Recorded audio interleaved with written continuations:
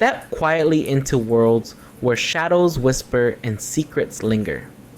From the basement door to the shadow at my bedside, each story drifts between the seen and unseen, touching the cursed, the haunted, and the heartbreakingly unknown. Dare to uncover the cursed lipstick I stole from a burial, or feel the pull when love refuses to let go. Stay close, because what you see or don't might follow you home. If you crave the eerie, the mysterious, and the unforgettable, make sure to subscribe, like, and comment to join our journey through the whispers of the unknown. Story 1: The Basement Door. I want to remain anonymous, but I remember everything from when we first moved here in the early 1980s. We were a new family in America, trying to build a life after leaving everything behind. My parents didn't speak much English. When the realtor showed us the house, it was the cheapest one around, and that was reason enough for my parents. They signed the papers without really knowing what the woman was saying. But even as a child, I could feel it. The house looked wrong. It stood alone at the end of a quiet street, leaning as though it had been tired for decades. The paint had faded into gray, the porch sagged, and the windows seemed like dark watching eyes. I remember clutching my sister's hand and whispering that I didn't want to go inside. She didn't either, but my parents said it was ours now. The first night we didn't go to our rooms. We laid blankets in the living room because none of us felt comfortable spreading out. I tried to close my eyes and sleep, but I woke to whispers. At first, I thought it was my sister, but when I looked at her, she was fast asleep, her face pressed into the pillow. The whispers came from the corner of a room where the darkness felt heavier than the rest. I couldn't understand the words, only that they weren't my family's voices. I pulled the blanket over my head, heart pounding. It was the first night. Over time, the house revealed itself. The air inside always felt heavy, no matter how many windows we opened. The floors creaked constantly, even when no one was walking. Cold draft brushed against my neck, though every window was closed. My mom would scrub the bathroom mirror upstairs until her hands ached, but by the next morning, it was cloudy again, as though someone had been breathing on it. My dad often stopped in the hallway, sniffing the air, asking if anyone smelled smoke. There was no fire, but the smell came back, sharp and bitter, over and over again. The nights were the worst. My sister and I would lie awake, listening to footsteps pacing the hallway outside our bedrooms.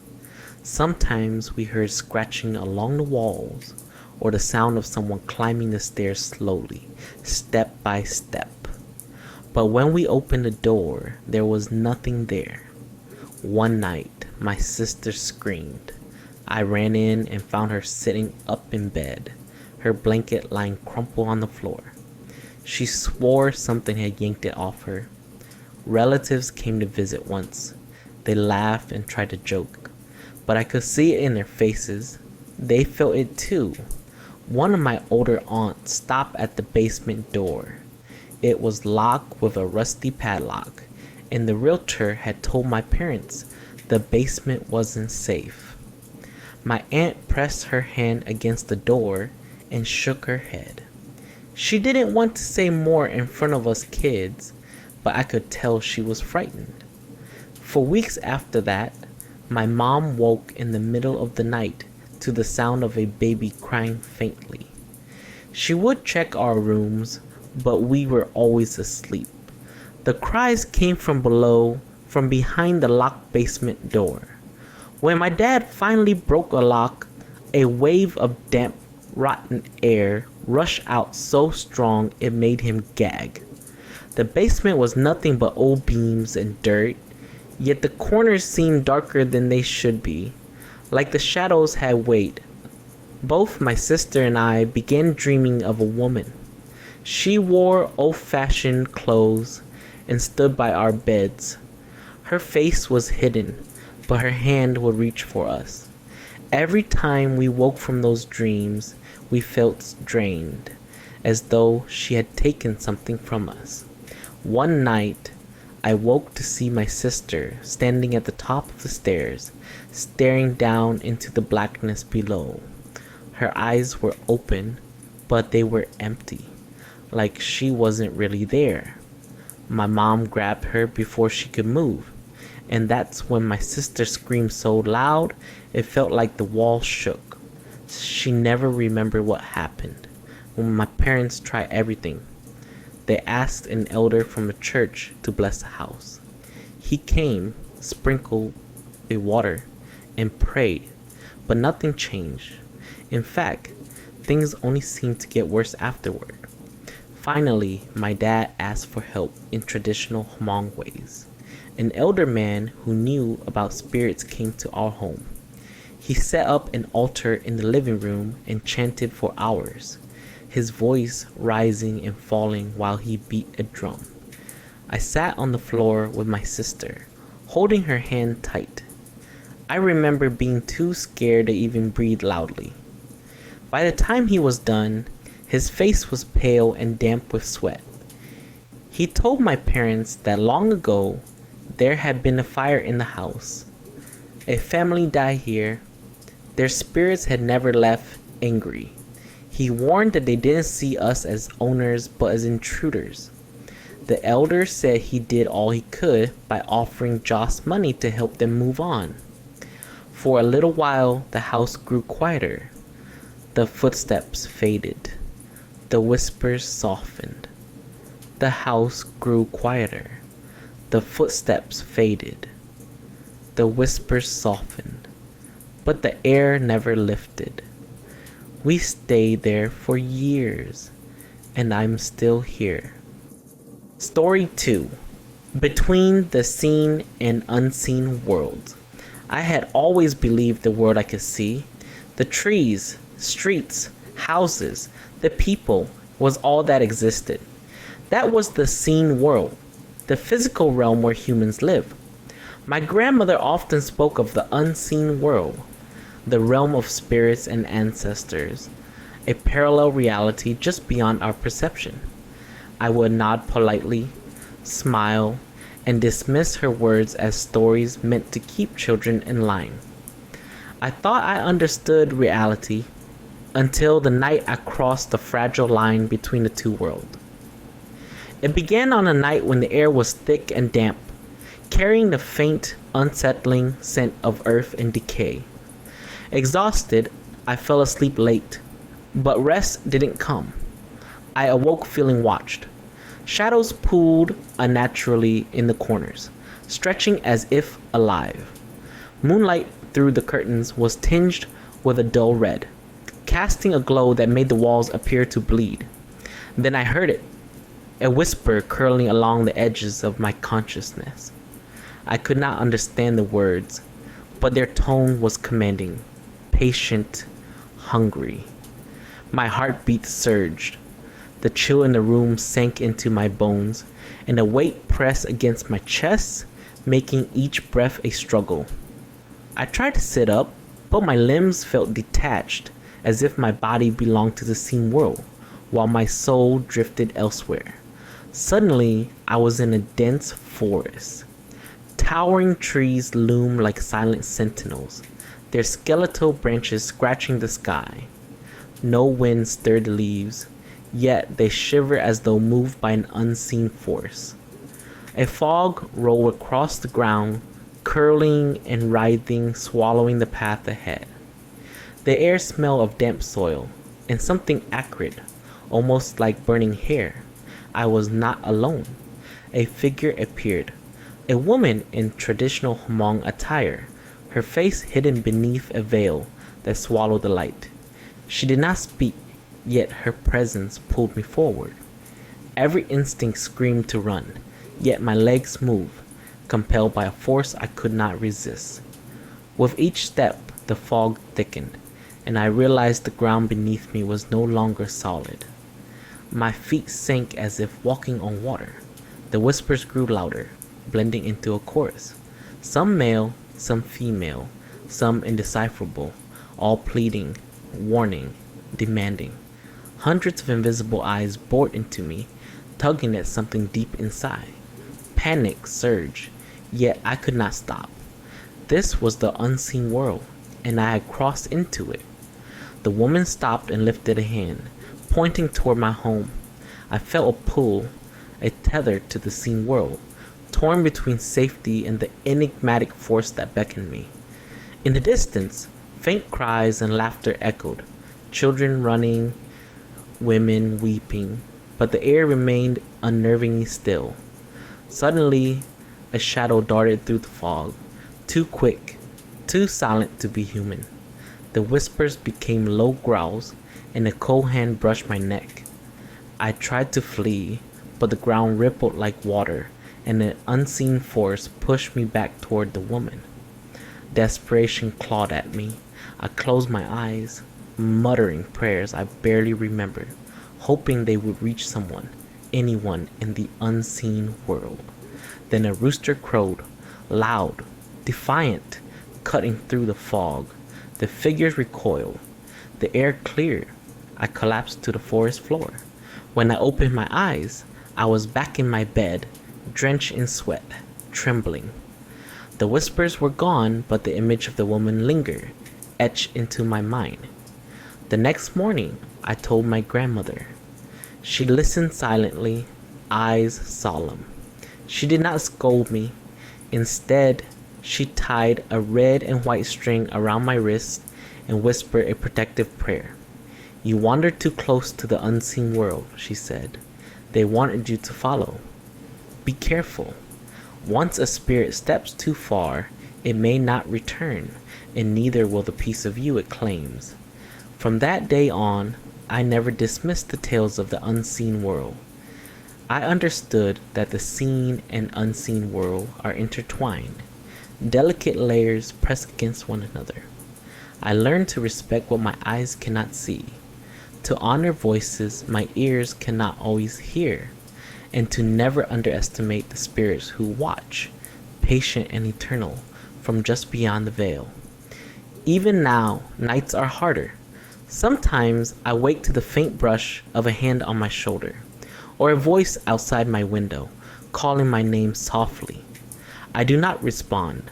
I stay frozen, heartbeat echoing in my ears, silently acknowledging the world I cannot see, but which has never stopped watching. Before my grandmother passed, she whispered one last thing. "You have the power of a shaman." I do not know if I want to be, and I know the unseen world is always waiting. Story 3. The Cursed Lipstick. I stole from a burial. I never believe in superstitions.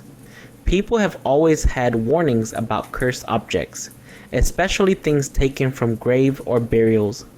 "Never take what doesn't belong to you," my aunt would say, shaking her head, her eyes serious. Friend at school whispered similar warnings, leaning close as if speaking too loudly would anger the dead.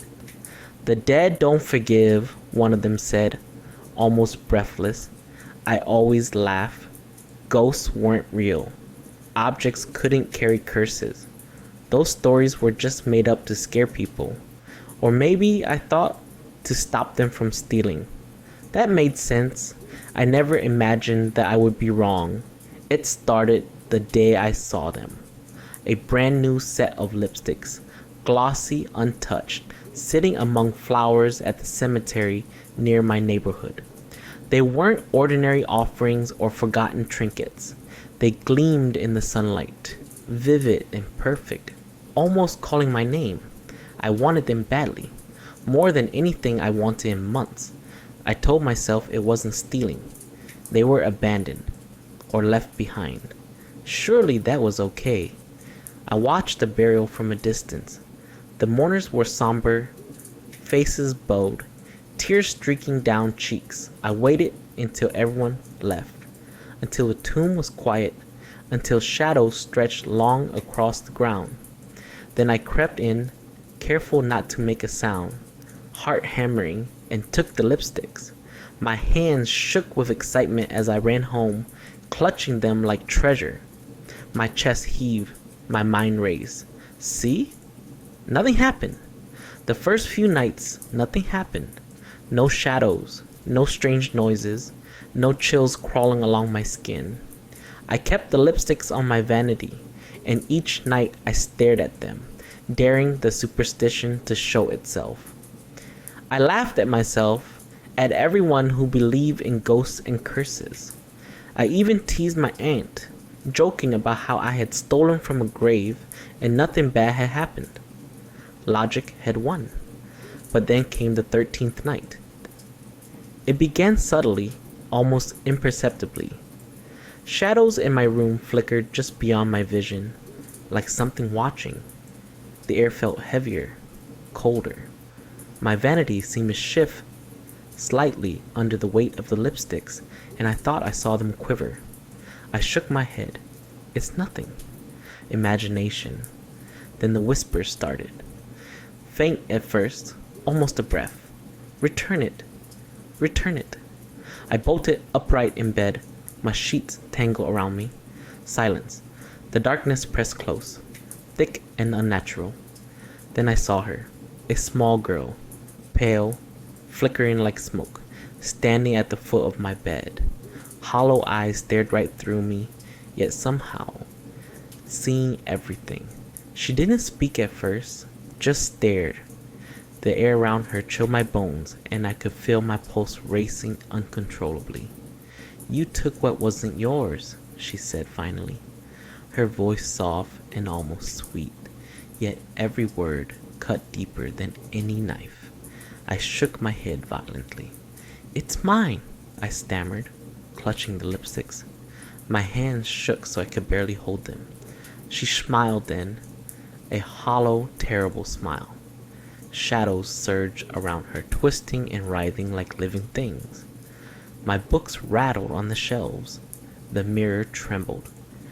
The lamp on my nightstand shook violently. The lipsticks rolled slowly across the vanity toward her, as if drawn by her presence. I wanted to grab them, but my body refused to obey. You are of the living, yet you have taken from the dead, she whispered. Now you will see.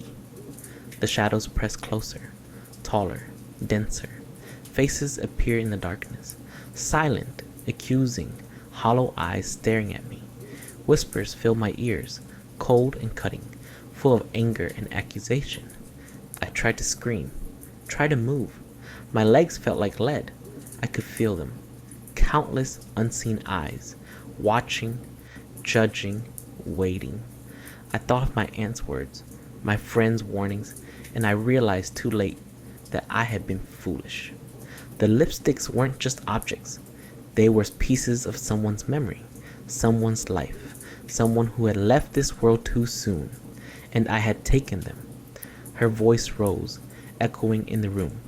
Return it, or suffer as we have suffered. Then, as quickly as it began, it stopped. Silence. Shadows vanished. The air grew lighter, almost like a sigh had left the room. I looked at my vanity. The lipsticks were gone. My room looked ordinary, almost too ordinary, as if nothing had happened. My heart still raced. My hands shook uncontrollably, but I was alone.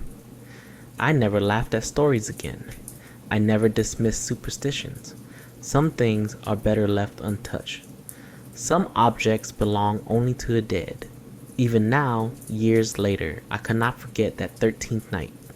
I sometimes feel her watching, her hollow eyes piercing through the corners of my mind. In quiet moments before sleep, I hear whispers, soft and persistent. Return it, or we come for you. I learned the hard way that some treasures aren't worth taking. Some things are meant to stay in their resting place. Story 4. When love refuses to let go. I love her more than life itself. Even after she passed, I couldn't let go. My apartment felt empty, suffocating, like the walls themselves mourned her absence. Every corner whispered her absence. Every sound reminded me of what I had lost. Her perfume lingered faintly on old clothes, taunting me. The bed was too large. The kitchen is too quiet. Nights became unbearable. I sat in darkness, staring at the ceiling, tears streaming down my face, whispering her name, begging her to come back. Friends tried to console me, but no words could fill the hollow in my chest. I was drowning in grief, trapped in a life that no longer felt like mine. Then, one day, a friend approached me with something that sounded impossible. "I know someone," he said carefully. "Someone who can help you. Someone who can let you talk to her again." I didn't hesitate. Anything, I told myself. Anything to hear her voice, to feel her presence, to believe she was still close. That day, my friend took me to see a woman who claimed she could connect the living with the dead. The first session was magical. I heard her voice, soft and familiar, flowing through the medium. My chest tightened with joy, and tears fell freely as she spoke words only she could have said. I laughed. I cried. I felt her there with me again. It was intoxicating. I could almost reach out and touch her. The second session went further. She described a paradise filled with light, peace, and happiness, where she existed without pain or sorrow. She spoke of skies that never darkened, flowers that never wilted, and rivers of crystal clear water. I clung to every word. I wanted to believe it, to imagine her smiling, truly free. For a few fleeting moments, my grief felt lighter. But by the third session, something changed. I began asking questions only she and I would know. Inside jokes, intimate memories, things no one else could understand. The answers were wrong, hollow, distorted. At first, I brushed it off, maybe nerves, grief clouding my mind, but an uneasy feeling began to grow in my chest. Small at first, like the whisper of wind through dead leaves. 3 months passed before I could summon the courage to return for a fourth session. I wanted her again, needed her, but from the moment I stepped into the room, the air felt thick, heavy, suffocating. Something in the medium's eye had shifted. The voice that came through was no longer hers. Sharp, cruel, mocking. I tried to speak, to ask her questions, but the voice snarled answers that made no sense, twisted her warmth into venom. Fear clawed at my chest. My hands shook. I cut the session short, fleeing before the shadows around us could reach me. After that day, everything changed. Shadowy figures began appearing in my apartment. At first, they were fleeting, shapes at the edge of my vision, dissolving when I turned my head. Then, I started seeing them clearly. Tall, faceless silhouettes that lingered in corners, moving with impossible silence. Cold drafts would brush past me in the middle of summer, and whispers echoed in empty rooms, murmuring my name, mocking my longing. I began seeing another woman, someone real, someone I could reach out to, but misfortune followed her every step. Dates ruined by sudden illness, appointments canceled at the last minute, objects shattered in my apartment. My phone would ring with static, filled calls, the line silent except for faint laughter that sounded eerily like hers, but not hers. I realized with a sickening clarity that something had latched onto me, something feeding off my grief, punishing me for trying to move on. It took weeks before I fully understood the horrifying truth. My love hadn't left me, but the thing I had invited in, The spirit that came through the medium that fourth time was not her. It was something darker, something that thrived on my longing and twisted it into fear, loneliness, and despair. Every shadow, every whisper, every misfortune was its way of tightening its grip. My longing for her became a trap, drawing me deeper into a world I didn't understand and couldn't escape. Now I sit alone. Shadows move when I'm not looking. Eyes watch me from dark corners. Whispers creep under my door at night, sometimes calling my name in her voice. I feel cold fingers brush my skin when no one is there. I touch objects only to feel them vibrate with a presence I cannot see. I've tried to reach out to connect with someone else, but every attempt fails. It's as if the darkness knows that my heart still belongs to her. I long for her still. I always will. But I've learned a dangerous truth. Love that refuses to let go can open doors to something far worse than grief. Sometimes it doesn't lead you back to the one you lost. It drags you into shadows, into cold whispers, into a world where the dead can speak, but not always the ones you want to hear. Story 5: The Shadow at My Bedside. It always starts the same way. Just as I am drifting into sleep, my body feels heavier, like the floorboards of my childhood home are pressing down on me. My eyes are open, yet I cannot move. I try to call out for my mother, for my siblings, but no sound comes. I am trapped. The room is dark, yet I see shapes. Shadowy forms gather near the foot of my bed, tall and thin, with eyes that glimmer like moonlight on water. My father would say these are spirits that linger between worlds, drawn to fear and weakness. The elders spoke of them in hushed voices, warning that if you ignore their presence, they may claim you. Tonight, I sense one even closer. Its weight is on my chest. I can feel the pressure, cold and unyielding. My heart races.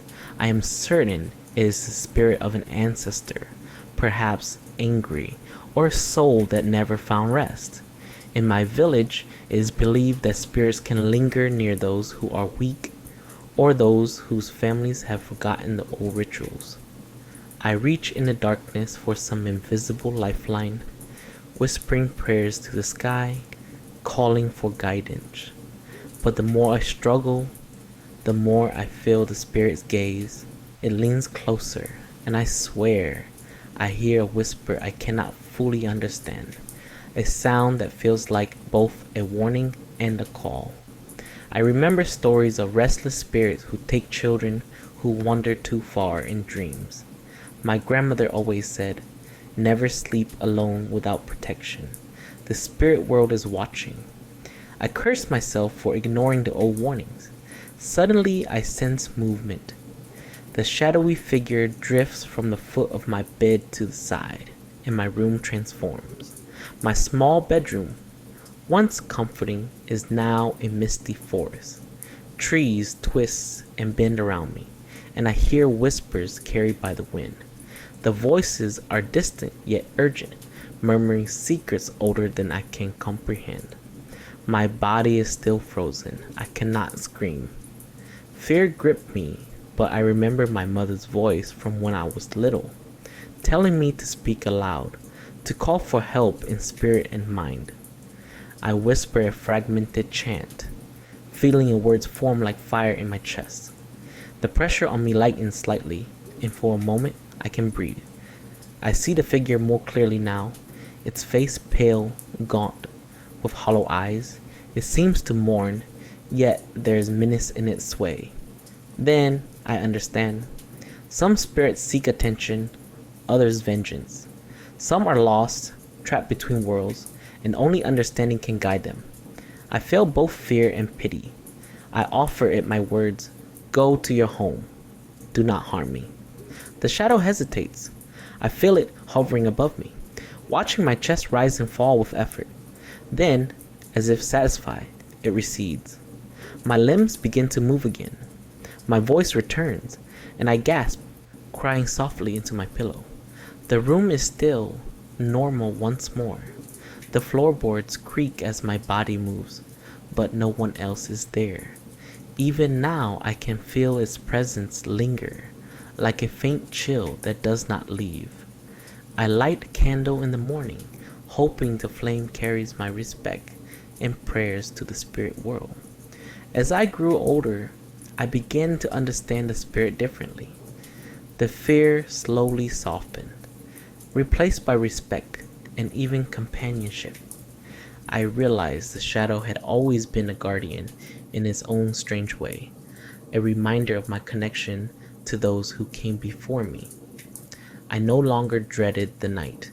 Instead, I acknowledged its presence with a quiet nod, whispering words of peace.